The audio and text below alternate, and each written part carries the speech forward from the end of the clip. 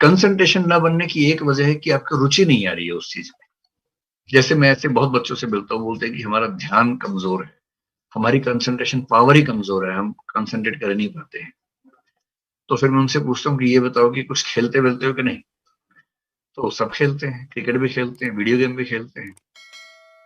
तो जब मैं उनसे पूछता हूँ कि वीडियो गेम खेलते समय कंसंट्रेशन कैसी रहती है, पबजी खेलते समय जब हत्याएं करते हैं सामने कई लोगों की, उस समय कंसंट्रेशन कैसी रहती है?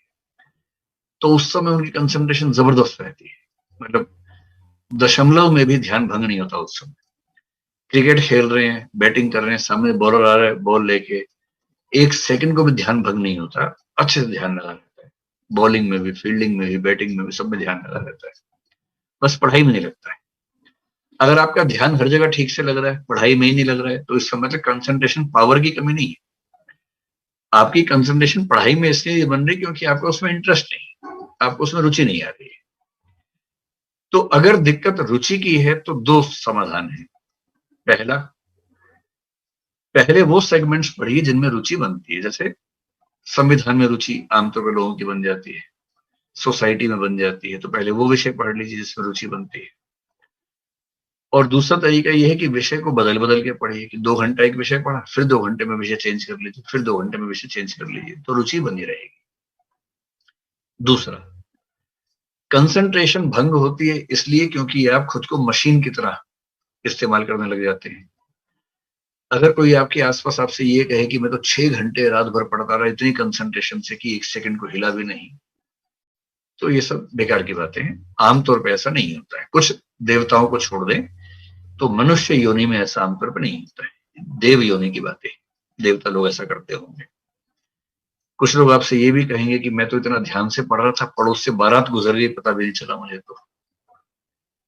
और पड़ोस में ढोल नगाड़े बज रहे थे, पता भी नहीं चला, मैं तो इतना ध्यान से पढ़ रहा था, ध्यान में नहीं आया। कुछ तो और 30 मार खा होते हैं कि रात को मैं इतना ध्यान से पढ़ रहा था कि लाइट चली गई तब भी नहीं पता चला मुझे, तो इतनी गहराई से पढ़ रहा था। ऐसे मूर्खों की बातों में नहीं आना है, ये सब बेकार की बातें हैं। सामान्य नियम यह है कि कंसंट्रेशन 50 मिनट से ऊपर किसी का नहीं रहता है अगर गहराई से पढ़ रहे हैं तो। हर 50 मिनट, हर 55 मिनट, हर 1 घंटे के बाद ब्रेक जरूर लीजिए। 1 घंटा पढ़िए, ब्रेक लीजिए। जैसे मैं तो, मेरी कंसंट्रेशन ठीक ठाक है, बहुत बुरी नहीं है। मेरी मेमोरी भी ठीक ठाक है, बुरी नहीं है। मैं आज भी पढ़ता हूँ, आपको मतलब मैं चैलेंज कर सकता हूँ कि मैं आज भी लगभग आप सबसे ज्यादा ही पढ़ता हूँ। क्योंकि मैं जिस दिन 8-9 घंटे ना पढ़ लूं तो मुझे लगता है कि मेरा पूरा दिन खराब हो गया। मुझे पढ़ने का इतना शौक है, मुझे एग्जाम नहीं देना है, मुझे पढ़ने का शौक है, इसलिए पढ़ता हूँ। मुझे आज तक याद नहीं है कि मैंने कभी आधा घंटा भी लगातार पढ़ाई की। डूब के पढ़ता हूँ, लेकिन जैसे ही आधा घंटा खत्म होता है मुझे ब्रेक चाहिए, कम से कम 2 मिनट का। ब्रेक का मतलब क्या, उठ गए, पानी पी लिया, ऐसे ही घर में कोई बच्चा है तो उसी को थोड़ा छेड़ लिया, थोड़ा चोटी काट दी, उसको थोड़ा मजाक कर लिया, कुछ कर लिया। और कुछ नहीं तो फोन में एक वीडियो गेम खेल ली। मैं भी एक वीडियो गेम सिंपल से खेलता रहता हूँ, जिससे मेरा टाइम वो 2 मिनट में खत्म हो जाती है। वो पूल एक गेम होती है, वो खेलता हूँ। तो हर आधे 1 घंटे में एक वीडियो गेम खेली 2 मिनट की, या किसी को परेशान कर लिया, थोड़ा सा हंसी मजाक कर लिया, या पानी ही पी लिया कम से कम उठ के एक बार। इतना होते ही दिमाग फ्रेश हो जाता है, फिर आप उसी कंसंट्रेशन के लेवल पे फिर से पढ़ पाते हैं। तो आप में से जो 6 घंटे लगातार पढ़ते हैं, वो दरअसल पढ़ते नहीं है, केवल टाइम गुजार रहे हैं। ऐसा मत कीजिए। 1 घंटा मैक्सिमम पढ़िए, विषय बदल बदल के पढ़िए, बीच बीच में हंसी मजाक करते रहिए। और कुछ नहीं, व्हाट्सएप का एक आध मैसेज बीच में देख लीजिए आधे पौने घंटे बाद, तो पढ़ाई ठीक से होगी। कंसंट्रेशन कमजोर होने की तीसरी वजह ये होती है कि आप किसी उधेड़-बुन में हैं, कोई स्ट्रेस है। आप पढ़ाई कर रहे हैं लेकिन चिंता है कि मैसेज क्यों नहीं आया उसका, अब तक आ जाना चाहिए था, चिंता ये उस समय हो रही है। या चिंता ये है कि माँ की तबीयत कैसी है, बाबूजी को तनाव तो नहीं है। अगर ऐसा कोई तनाव है तो पहले पढ़ाई छोड़ के उसको निपटा लीजिए मामले को। अगर तनाव है कि माँ की तबीयत कैसी है तो माँ को फोन ही कर लीजिए। बाबूजी तनाव में हो तो बाबूजी को फोन करके बात ही कर लीजिए अच्छे तरीके से। किसी का मैसेज नहीं आ रहा है तो इतना ईगो मत रखिए, मैसेज करके पूछ ही लीजिए भाई मैसेज क्यों नहीं आया।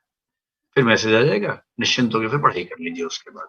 क्योंकि आपकी उम्र में तनाव भी तो बहुत सारे रहते हैं ना, इतने सारे तनावों को झेलते हुए पढ़ाई करनी होती है।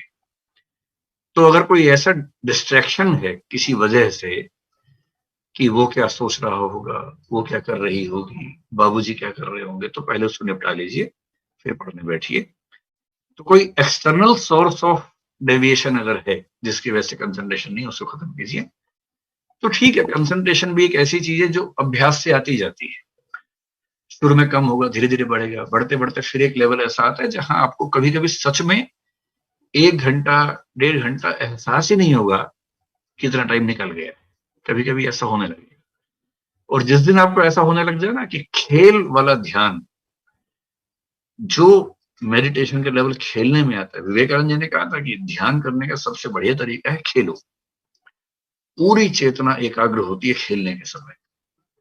आप पाएंगे कि एक समय के बाद पढ़ने में भी लगभग उस लेवल का कंसंट्रेशन बनने लगेगा, लेकिन टाइम लगता है। थोड़ा अभ्यास कीजिए, मेहनत कीजिए, हो जाएगा।